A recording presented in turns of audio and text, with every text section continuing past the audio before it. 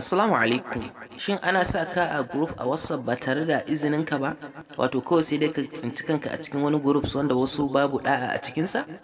To a wannan darasi za ku koyi yadda za ku rufe sa ku a group ba tare da izinin ku ba, ko kuma ku zaɓi iya waɗanda za su iya sa ku a group. Amma kafin nan ku yi subscribing, sannan ku taɓa alamar ƙararrawa ga waɗanda ba su yi ba.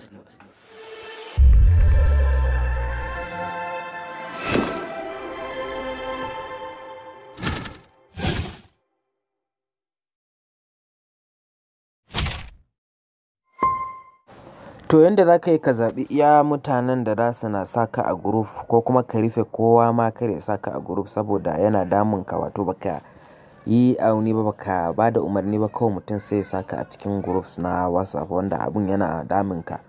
To abin da za ka yi na farko shine za ka shiga cikin WhatsApp ɗinka, kana shiga ka tafi wajen da aka yi ɗigo ukun nan, sai ka taɓa settings. Idan ka taɓa settings sai ka taho yanda aka sa account. A gurin account sai ka taɓa sama yanda aka sa privacy. A privacy sai ka zo wajen da aka saka groups a nan. Za ku ga yanda aka saka groups a ƙasa nan, sai ka taɓa wajen.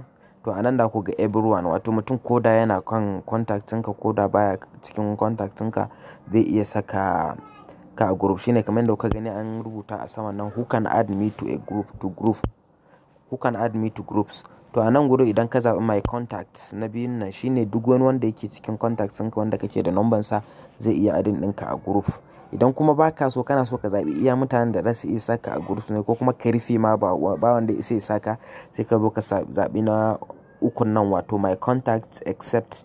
Shine a nan zai kai ka gurin da za ka zaɓi, zai kai ka cikin contacts ɗinka.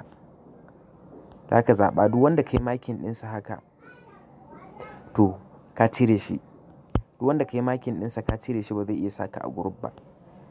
Kuna gani, duk wanda kai makin haka to shi ba zai iya saka a group ba. Sai ka zaɓa, sai ka zaɓi duk wanda ka ga dama kake ga zai iya saka. In kuma kai makin ɗinsa gaba ɗaya haka, to duk babu wanda ya isa ya saka a group ba tare da izinin ka ba.